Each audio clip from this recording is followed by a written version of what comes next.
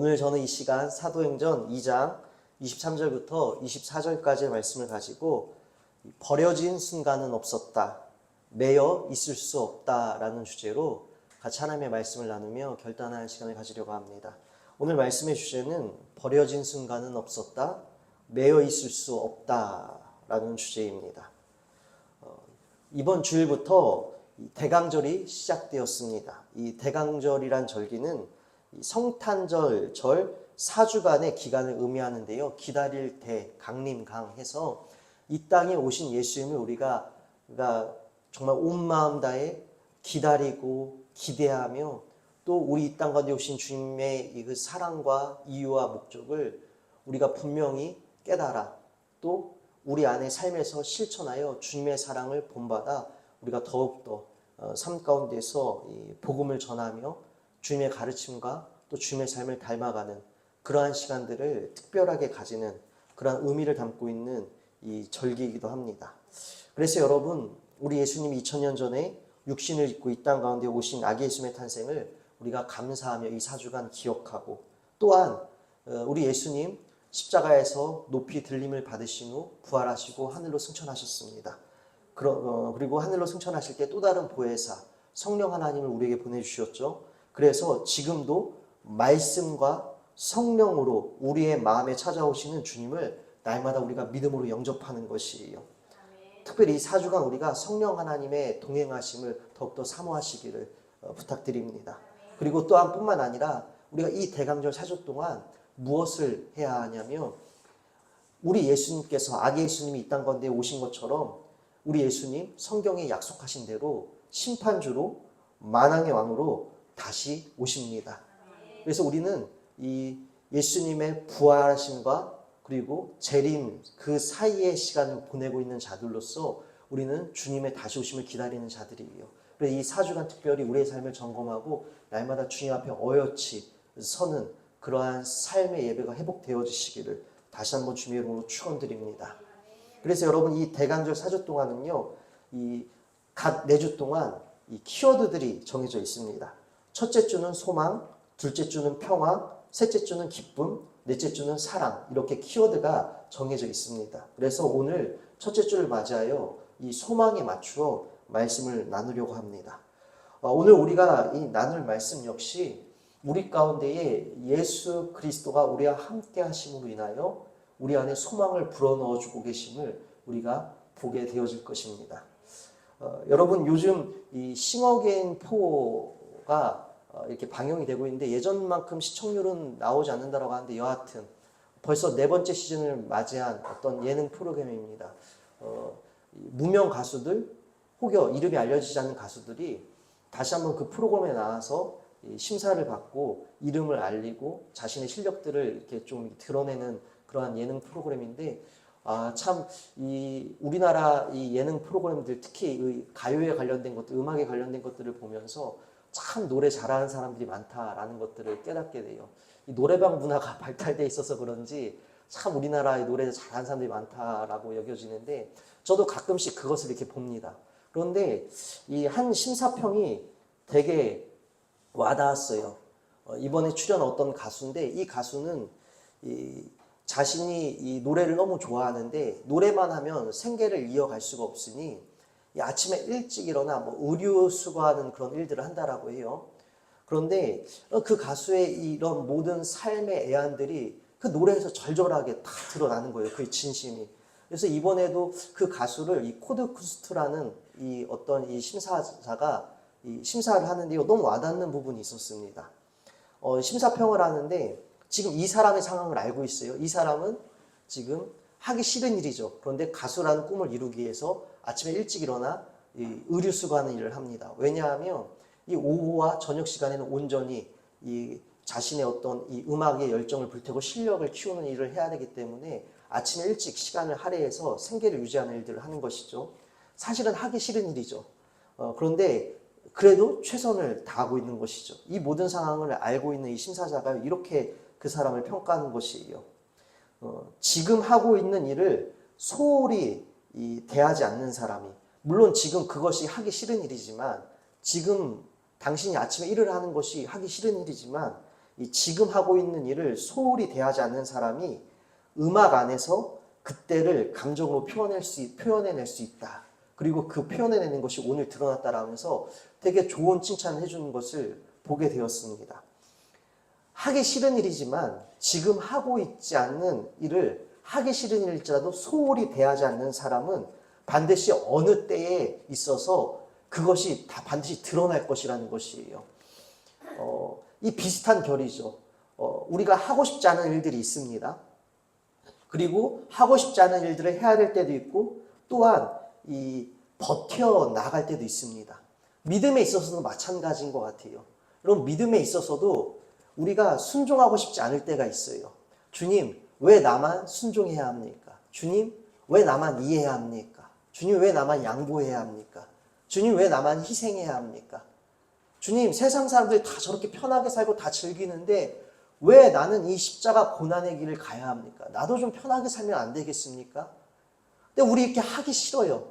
하기 싫지만 그럼에도 불구하고 우리는 주님께서 주신 우리가 이 믿음을 여러분 소홀히 대해서는 안 돼요. 그래서 하기는 싫지만 그럼에도 불구하고 어쨌든 세상 속에서 그리스도인의 삶과 정체성을 소홀하게 여기지 않기에 그래도 애를 쓰고 또 부단히 참아 나갈 때도 있습니다.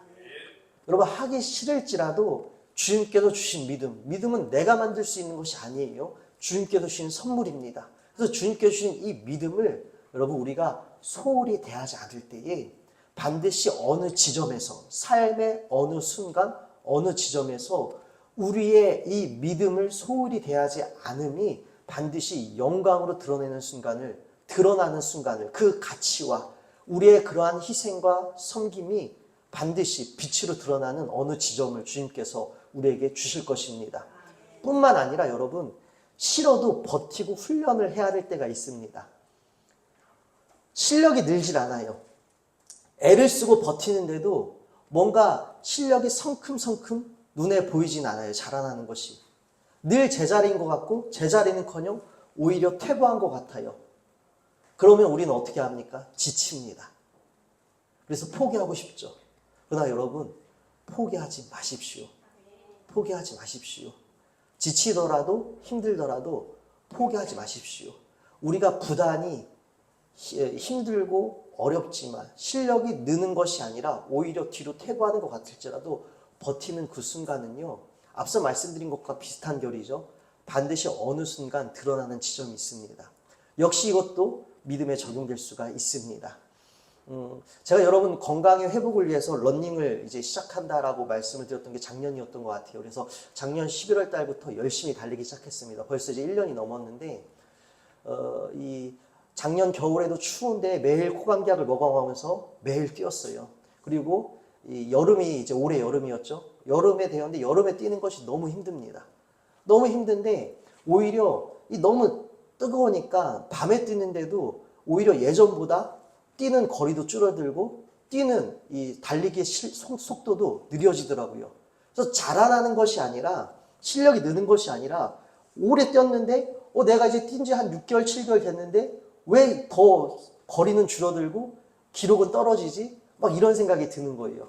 그래도 그래 내가 어디 뭐 대회 나갈 것도 아니고 어디 뭐 기록을 내가 막 자랑할 것도 아니고 건강을 위해서 하는 거잖아면서 그냥 묵묵히 뛰었습니다. 근데 여러분 묵묵히 뛰다 보니까 날이 선선해지니까 그 묵묵히 뛰었던 것들이 쌓여있던 것들이 그때는 퇴보한 것 같은데 꾸준히 뛰었더니 날이 선선해지니까 그 실력이 드러나더라고요. 그래서 저번 달에는 제가 이 하프 마라톤을 좀 혼자 뛰어봤습니다. 왜냐하면은 마라톤 대회들이 주일날만 대부분 많이 해서 나갈 수가 없어요. 그래서 이렇게 신호등이 멈춰지지 않는 어떤 거리를 스스로 코스를 짜서 혼자서 22km를 뛰었는데 뛰어지더라고요. 그것도 괜찮은 기록이었어요.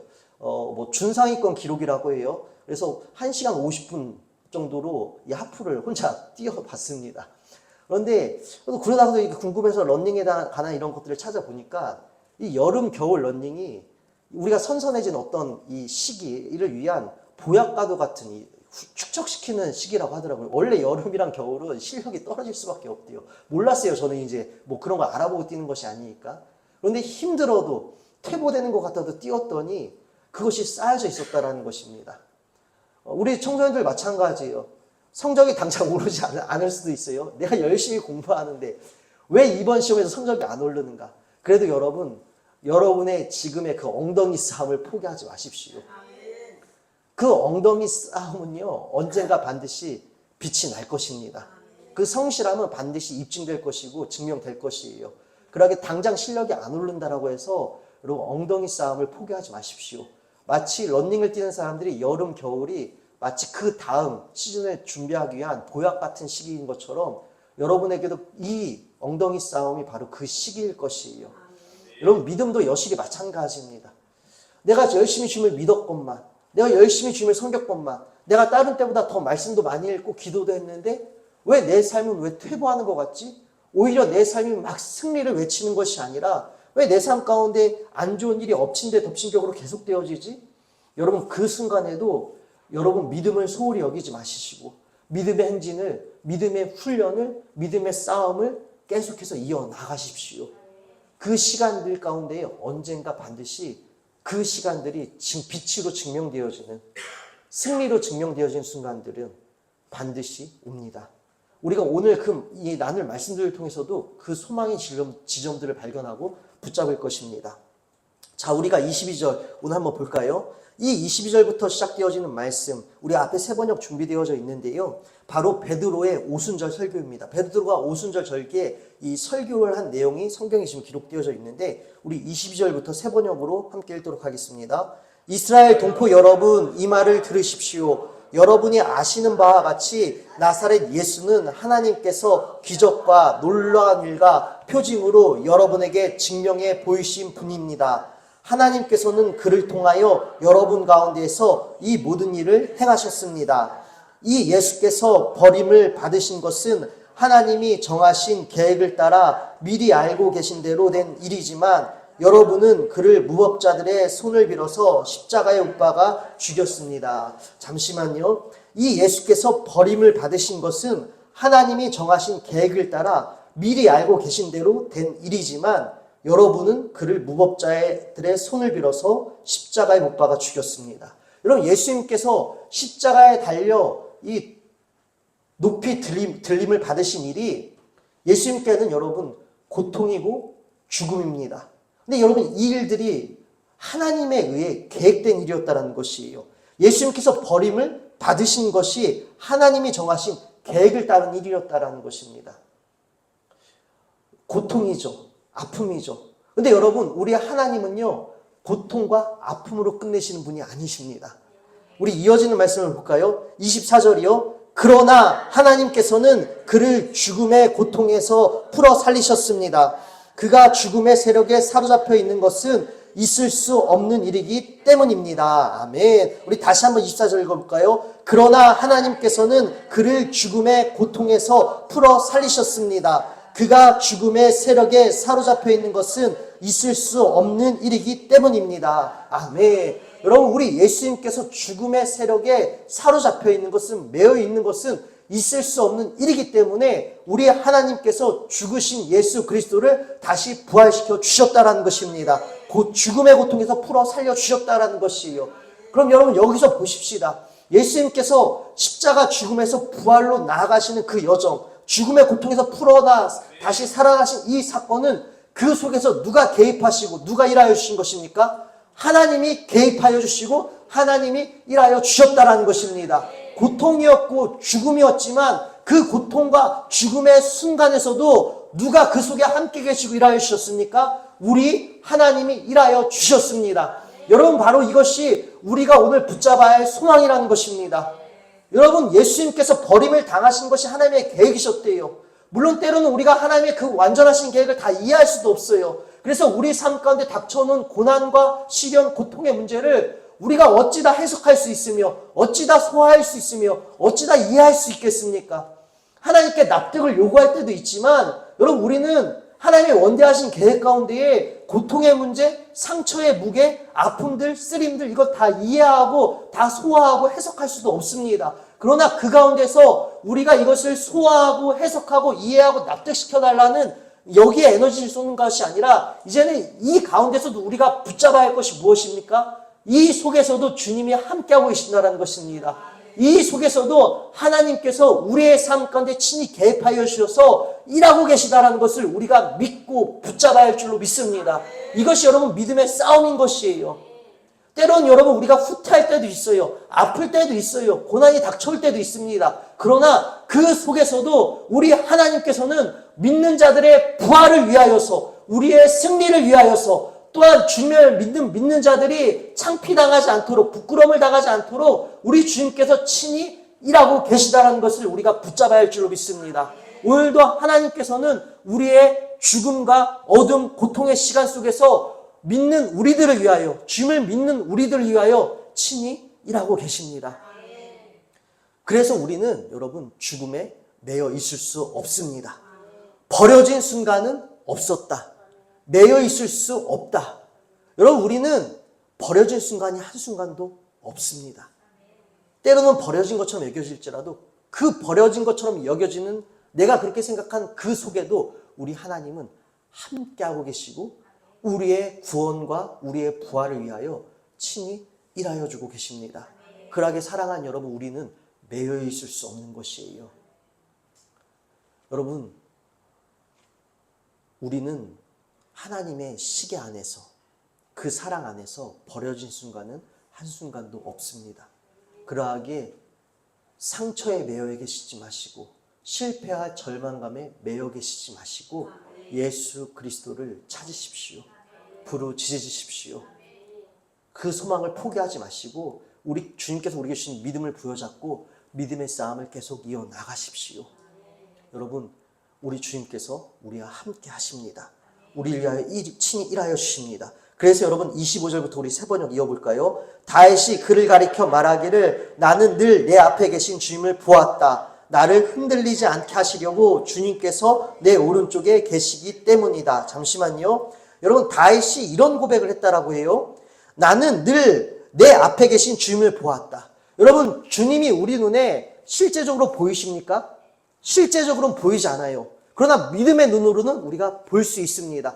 다윗도 그랬다라는 것이에요. 내 육체의 시각으로는 실체로는 보이지 않았어요. 그러나 보이지 않는 분을 어떻게 했다라고요? 마치 보이는 분처럼 늘 내 앞에 놓여있는 문제를 바라본 것이 아니라 지금 내가 느끼고 있는 감정을 바라본 것이 아니라 비록 눈에 보이진 않지만 보이지 않는 그분을 마치 보이는 분처럼 믿음의 눈으로 바라보았다라는 것입니다.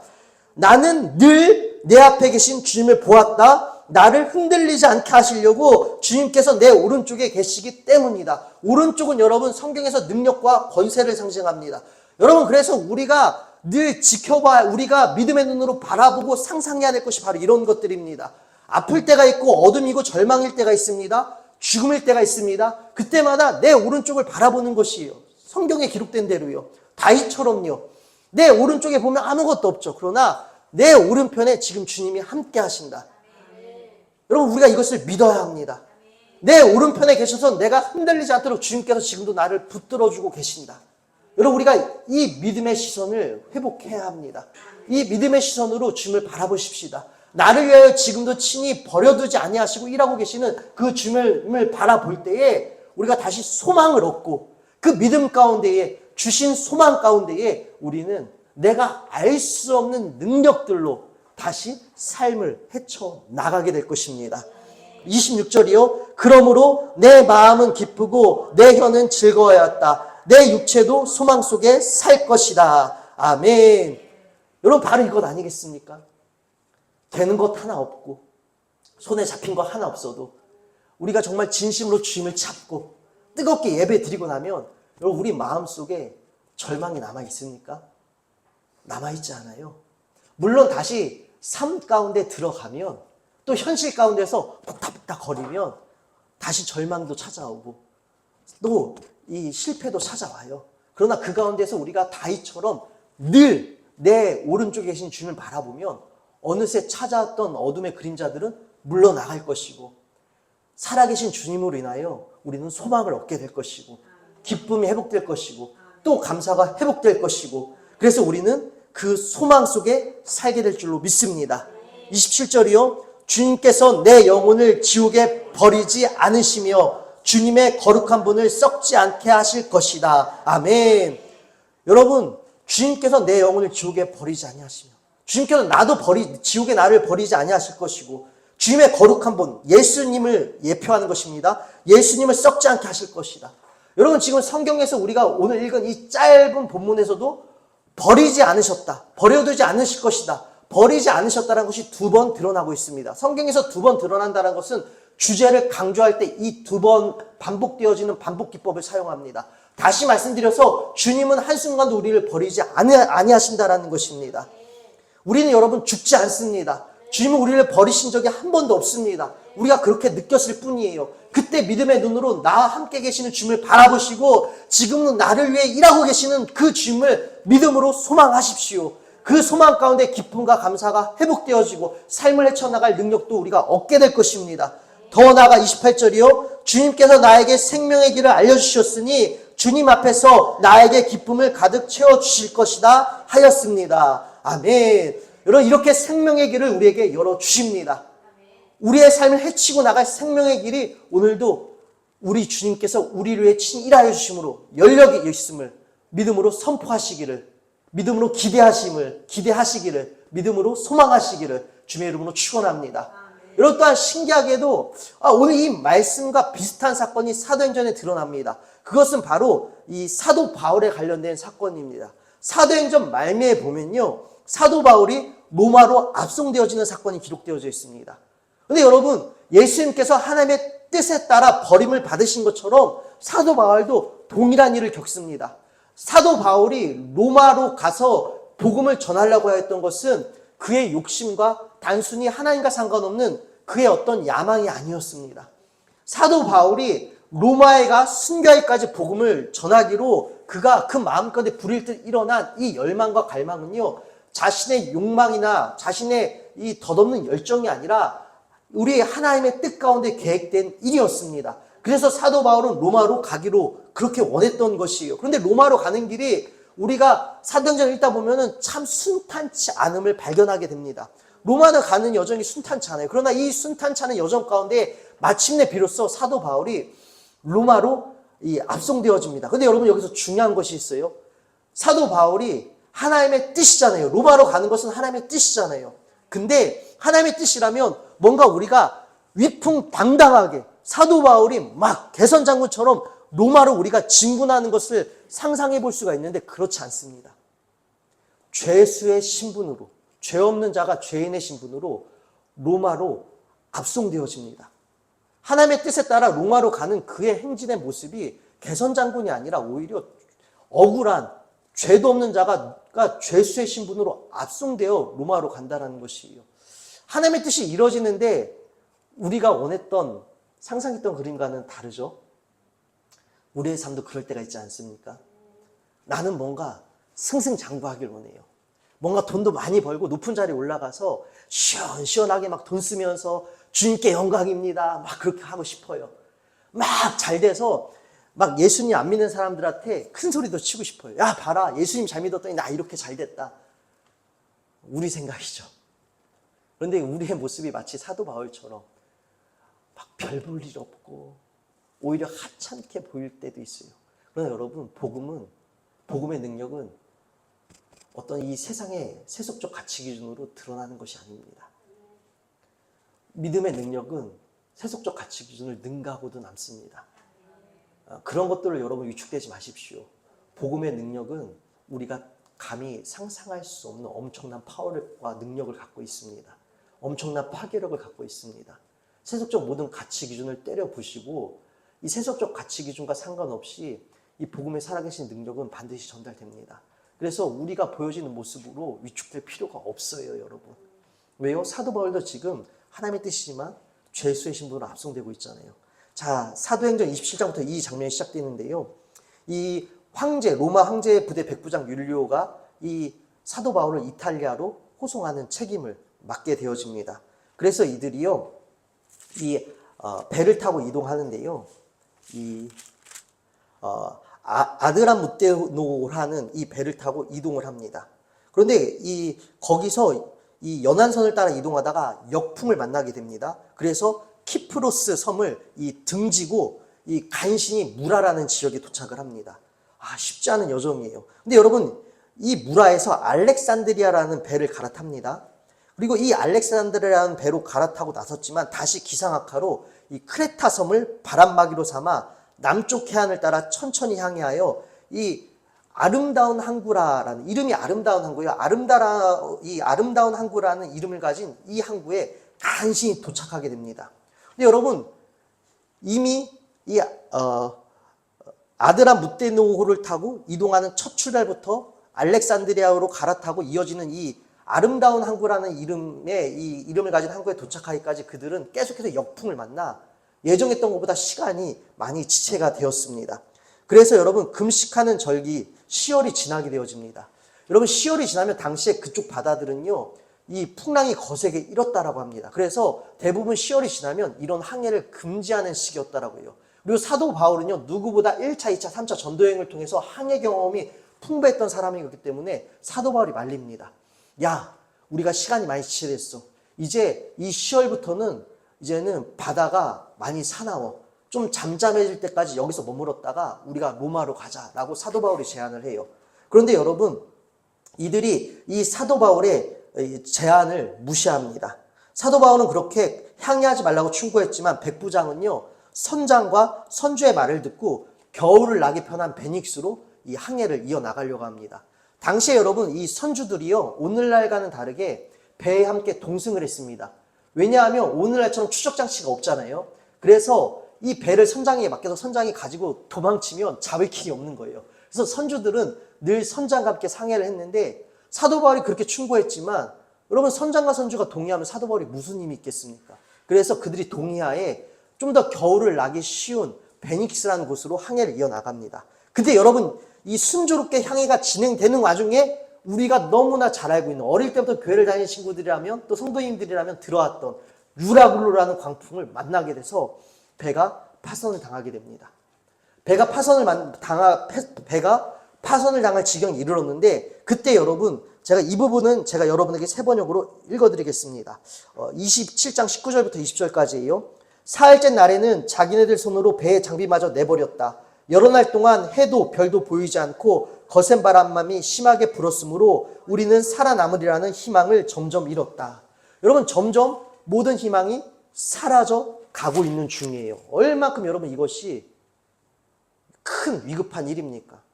유라굴로라는 그 풍랑이 얼마나 심한지, 태풍이 얼마나 심한지, 여러분, 배를 가볍게 하기 위해서 모든 걸 다 내어 던졌대요. 그리고 이제 우리 살 수 없어. 희망도 다 사라지는 그 지점에 이르렀다라는 것이에요. 사람들은 오랫동안 아무것도 먹지 못했습니다. 근데 그때 바울이 모든 희망을 잃어가는 자들에게, 모든 소망을 잃어가는 자들에게 지금 이렇게 얘기를 합니다. 그때 바울이 이렇게 말하였다. 여러분은 내 말을 듣고 크레타에서 출항하지 않았어야 했습니다. 그랬으면 이런 재난과 손실을 당하지 않았을 것입니다. 그러나 이제 나는 여러분에게 권합니다. 기운을 내십시오. 이 배만 잃을 뿐 여러분 가운데 한 사람도 목숨을 잃지는 않을 것입니다.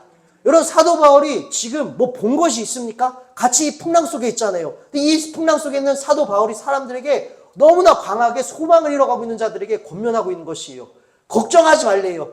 배는 잃어버릴 거래요. 그런데 이 배에 타고 있는 사람은 한 사람도 잃어버리지 않을 것이라는 것이에요. 사도 바울이 어떻게 이렇게 확신을 가지고 선포를 할 수 있었을까요? 그 선포의 근거는 바로 이어지는 장면을 통해 우리가 볼 수 있습니다.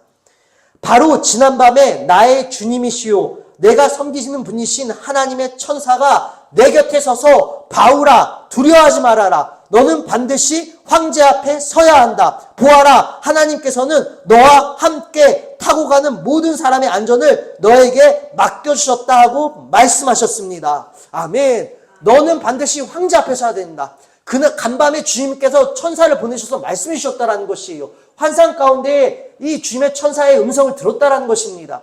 너는 황제 앞에 반드시 서야 한다라는 것이에요. 여러분, 이것을 통해 우리가 확실하게 알 수 있는 것은 사도 바울이 로마로 가길 원했던 것은 자신의 어떤 열정과 열망, 야망이 아니라 하나님의 계획과 뜻과 비전이 확실했다라는 것입니다. 하나님의 뜻 가운데 비록 네가 원치 않는 죄수의 모습이고 이 여정이 쉽지 않았고 이 여정이 마치 풍랑을 만나 다 끝나고 깨질 것처럼 여겨지지만 아니라는 것입니다. 그 속에서 하나님이 함께 하셔서 어떻게 하신다라고요? 일하고 계시다라는 것입니다. 하나님의 뜻을 이루시게 하여 주님께서 친히 사도 바울을 통하여 일하여 주시고 또 일하여 주시는 그 사도 바울 가운데에 함께 있는 모든 사람도 지켜주시겠다는 약속을 주셨다는 것이에요. 그러므로 여러분은 힘을 내십시오. 나는 하나님께서 나에게 말씀하신 그대로 되리라고 믿습니다. 우리는 반드시 어떤 섬으로 밀려나 닿게 될 것입니다. 아멘. 여러분, 여기서 우리가 붙잡아야 될 지점이 있습니다. 지금 사도 바울 눈에 보인 것 하나도 없습니다. 그런데 지금 사도 바울 어떻게 고백하고 있습니까? 나는 하나님께서 나에게 말씀하신 그대로 되리라고 믿습니다. 나는 하나님께서 말씀하신 대로 그대로 되리라고 믿습니다. 우리도 말씀에 기록된 대로 그대로 될 줄로 믿습니다. 나의 삶 가운데도 그대로 될 줄로 믿습니다. 나의 삶 가운데도 소망이 멈추지 않게 될 줄로 믿습니다. 주님께서 나의 삶 가운데도 친히 일하여 주고 계십니다. 여러분, 우리가 보이는 것은 없을지라도 그렇게 하여 주실 것을 믿음으로 믿고 소망해야 할 줄로 믿습니다. 사도 바울처럼, 다윗처럼. 여러분, 지금 다윗도 보이지 않는 분을 늘 보이는 분처럼 바라보며 나아갔고요. 사도 바울도 본 것은 없지만 어떻게 하고 있습니까? 그렇게 될 것을 확신하며 나아갔습니다. 여러분, 이 소망의 눈을, 이 소망의 시선을 오늘 회복하십시다.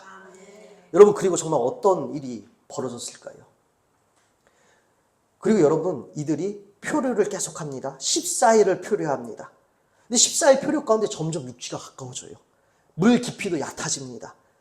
그때 여러분, 이 선원들이 거룻배를 타고 먼저 도망가려고 합니다. 사도 바울이 그것을 발견하고 거룻배를 끊어버리라고 해요. 이제 거룻배가 사라졌으니, 이 구조선, 작은 배들이 사라졌으니 이제는 더 이상 이 배에서 육지로 나갈 수 있는 모든 길은 끊겼습니다. 근데 이 과정 가운데 뭐 여치저치해서 이들이 몰타라는 섬에 이르게 되는데요. 우리가 여러분, 제가 이 부분도 성경으로 읽어드리겠습니다. 36절이요. 그러자 사람들은 모두 용기를 얻어서 음식을 먹었다. 배에 탄 우리의 수는 모두 276명이었다. 이들이 몰타섬에 이르기 전에 표류하는 가운데에 사도 바울이 배를 가볍게 하기 위해서 이제 우리 음식을 마음껏 먹어라. 걱정하지 말아라. 우리 반드시 육지에 닿는다. 뒷날을 걱정해서 음식 조금씩 나눠 먹지 말고 이제는 곧 육지에 닿으니 남은 음식 마음껏 배불게 먹고 남은 건 다 버려. 배를 가볍게 하자. 그렇게 하고 남은 음식을 배불리 먹고 나서 보니 배에 탄 수가 모두 276명이 타고 있었다는 것이에요. 그리고 어찌어찌 이들이요, 여러분, 이 몰타라는 섬에 닿게 되는데요. 44절에 이렇게 기록되어져 있습니다. 그리고 그 밖의 사람들은 널빤지나 부서진 배조각을 타고 무트로 나가라고 명령하였다. 이렇게 해서 모두 무트로 올라와 구원을 받게 되었다. 여러분, 하나님께서 말씀해 주신 것처럼, 사도 바울에게 말씀해 주신 것처럼, 사도 바울이 선포한 것처럼 배는 잃었지만 한 사람도 잃지 않고 모두가 다 몰타섬에 도착을 하게 됩니다. 그리고 나서 여러분, 이 몰타섬에서 재밌는 일이 발생합니다. 우리가 28장, 우리 여러분이 가진 성경 개역개정을 우리가 28장부터 한번 읽어볼까요? 1절이에요. 우리가 구조된 후에 안즉 그 섬은 이 멜리데라 하더라. 몰타섬이에요. 비가 오고 날이 참에 원주민들이 우리에게 특별한 동정을 하여 불을 피워 우리를 다 영접하였더라. 아멘. 여러분, 추운 날이었습니다. 생각해 보세요. 추운 날 바닷속을 헤엄쳐 육지에 도착했습니다. 얼마나 몸이 춥겠습니까? 저체온증에 걸려 목숨이 위험할 수도 있을 것이에요. 그때 여러분, 성경이 어떻게 증언하고 있죠? 그 몰타섬에 살고 있는 원주민들이 특별한 동정을 베풀었대요. 특별한 동정이라는 것은 말 그대로 특별한 일입니다. 그럼 여러분, 그들 마음 가운데 이러한 동정심이 들게 만드신 것, 누가 만드신 것일까요? 하나님께서 일하여 주고 계셨다라는 것이죠. 하나님이 버리시지 않았다라는 것입니다. 우리 예수님도 버리지 아니하셨고 사도 바울도 버려진 것 같았으나 하나님은 한 번도 버리신 적이 없었다라는 것입니다. 하나님께서 일하여 주셔서 그들 가운데 특별한 동정심을 주셔서 그들이 이들에게 친절을 베풀어 이 불을 피워 그들을 이제 따뜻하게 좀 몸의 기운을 올라오게 하는 것들을 발견하게 됩니다.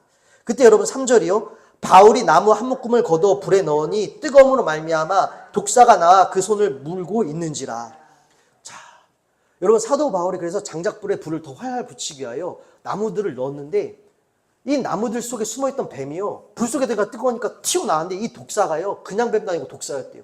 사도 바울의 손을 덜컥 문 것이에요. 그때 사람들이, 이 원주민들이 사도 바울을 이렇게 평가합니다.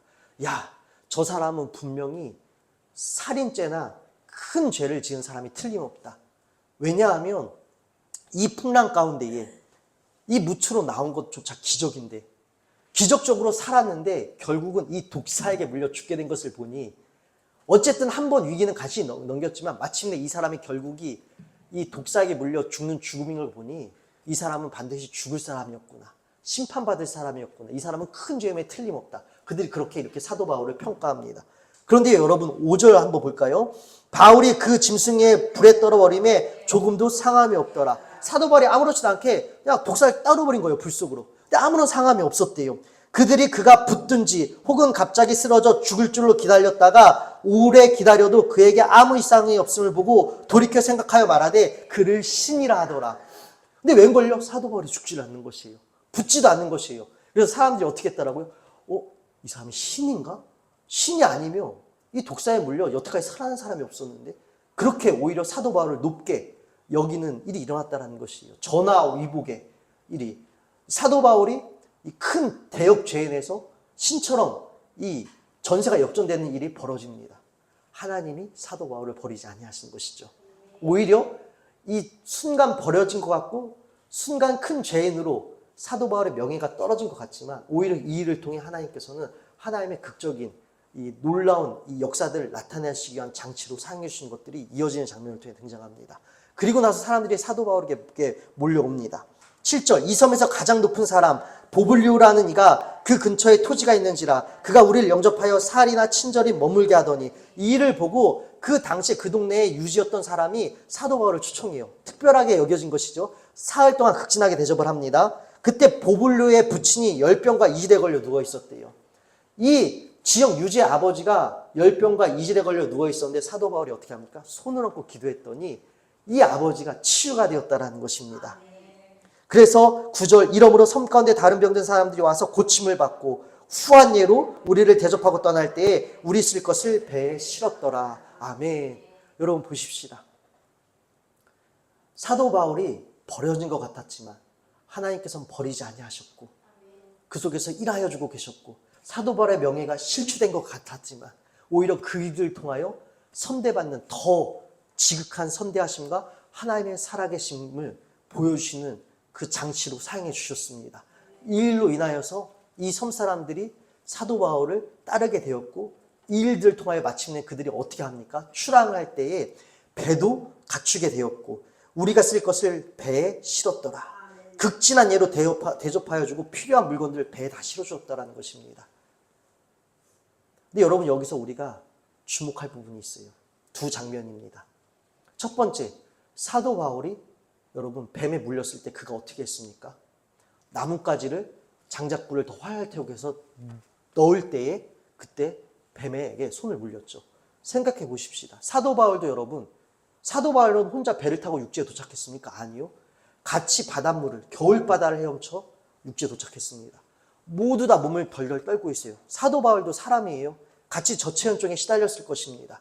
누구나 다 움직이기 싫어할 것이에요. 그때 여러분 사도 바울은 자기의 일을 했습니다. 앞장서서 사람들을 돌보기 위하여 내가 예수님을 믿는 사람이니 선행해야지. 사도 바울에게는 그리스도인이라는 명예가 있었습니다. 은혜 받은 자라는 명예가 있었습니다. 그래서 은혜 받은 자답게 다 힘든 시기예요. 그러나 앞장서서 자기가 해야 할 일, 지금 할 수 있는 일, 장작의 불을 더 때우는 일, 자기가 하는 그 일을 했습니다.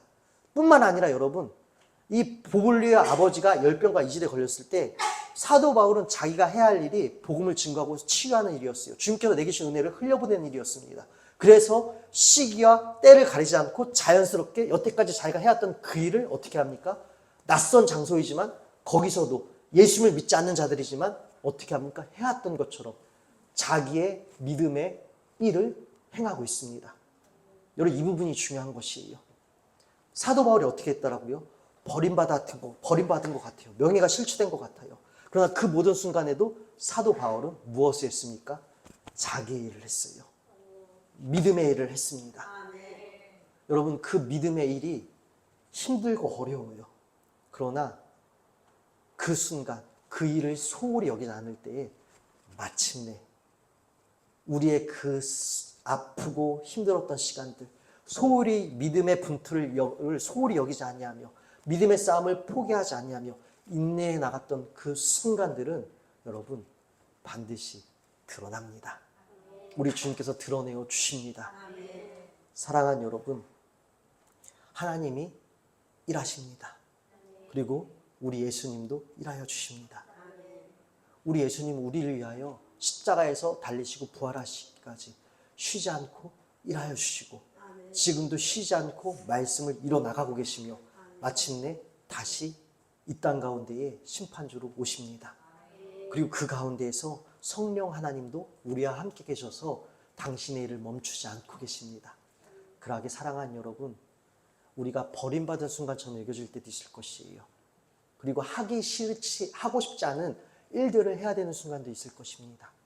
뿐만 아니라 억지로 견디고 참으며 애를 써야 하는 순간들도 있을 것이에요. 그때도 여러분, 내게 주신 믿음을 소홀히 여기지 마십시다. 믿음의 분투와 싸움을 소홀히 여기지 마십시다. 때로는 애를 쓰는데도 불구하고 퇴보하고 지치고 더히 우리가 힘들어지는 것 같은 순간도 올 것이에요. 그러나 그 순간에도 믿음의 눈으로 다윗처럼, 사도 바울처럼 주님을 바라보고 나간다면 여러분 반드시 이 순간이 헛되지 않았음을 우리 주님께서 드러내주시는 그 날들이 우리에게는 옵니다. 그러하게 사랑하는 여러분, 이 소망으로 다시 일어나십시오. 다시 이 소망으로 우리의 삶의 자리에서 지금 내가 싸워야 할, 내가 순종해야 할 그 믿음의 분투들을 이어나가시기를 주님의 이름으로 축원드립니다. 주님은 주님의 일을 쉬지 않으세요. 여러분, 사도행전을 제가 어제 이렇게 쭉 한번 읽어봤습니다. 예수 믿는 자들을 박해해요. 박해하는 가운데에 여러분 그들이 모여서 공동생활을 시작하는데 이 공동생활 가운데 핏절한 자가 없었더라. 가난한 자가 하나도 없었대요. 지금 오늘날 어떠한 경제 이론도 이념도 실천하지 못했던 이 정말 말 그대로 하나님 나라, 공동체, 모든 사람들이 소유를 공평하게 나눠가는 일들이 벌어졌다는 것이에요. 핍박 가운데 말도 안 되는 기적이 일어나 모든 그리스도인들이 함께 똘똘 뭉치는 일이 일어났다는 것입니다. 그리고 박해 뒤에 여러분 7 집사가 세워졌고요. 스데바 집사의 순교 뒤에도 복음을 멈춰준 것이 아니라 여러분 사도 바울이 회심하는 장면이 이어집니다. 야고보가 순교했지만 그 뒤에 교회들이 계속해서 세워집니다. 여러분 사도행전 곳곳에서는요 박해가 있었지만 그 뒤에는 더 큰 하나님의 역사들이 나타나는 것이 말 그대로 기록되어져 있습니다. 주님은 한순간도 버리시지 않았다는 것이죠. 버려진 순간은 없었다는 것이죠. 그러하게 사랑하는 여러분, 매여 계시지 마십시오. 주님의 백성들이 실패와 죽음과 삶의 문제에 매여 있는 것은 있을 수 없는 일입니다. 우리 주님께서 우리를 구원해 주셨고 우리 주님께서 그 사망의 사슬을 우리를 묶고 있는 모든 어둠의 권세들을 끊어주셨는데 왜 여러분 우리가 묶여 있어야 합니까? 소망으로 끊어내십시오. 믿음으로 끊어내십시오. 우리의 삶 버려진 순간 한순간도 없어요. 지금도 주님이 함께 하십니다. 그러하게 여러분 매여 있을 수 없어요. 주님이 나를 위해 일하시니 우리도 우리의 일을 하십시다. 믿음을 소중히 여기셔서 믿음을 소홀히 여기지 마시고 믿음을 소중히 여기셔서 오늘도 우리의 삶 가운데 우리가 실천해야 할 믿음의 분틀들을 이어나가시기를 주님의 이름으로 축원드립니다. 반드시 소망이 현실이 되는 날이 올 줄로 믿습니다. 이 소망으로 우리의 어둠을 밝히시기를 주님의 이름으로 축원드립니다. 기도합니다. 하나님 아버지 감사합니다. 버려진 순간은 한순간도 없었습니다. 그러하게 매여 있지 않겠습니다. 소망으로 믿음으로 끊어내겠습니다. 우리 주 나사렛 예수 그리스도의 이름으로 끊어내겠습니다. 하나님 하기 싫지만 포기하고 싶지만 주님께서 주신 믿음을 소홀히 여기지 않고 소중히 여겨 우리가 할 일을 해 나갔을 때에 훈련받으며 연단하며 나아갔을 때에 주시는 그 하나님 마침내 빛이 발하게 하실 그 순간을 기대합니다. 그리고 그날은 반드시 올 줄로 믿습니다. 이 소망으로 오늘도 우리의 현실 속에서 믿음의 싸움을 힘차게 이어나가겠습니다. 우리의 이 믿음을 주님 기뻐하여 주시고 우리에게 오늘도 새 힘을 더하여 주시옵소서. 모든 것에 감사하오며 사랑이 많으신 우리 주 예수 그리스도의 이름으로 기도드립니다. 아멘.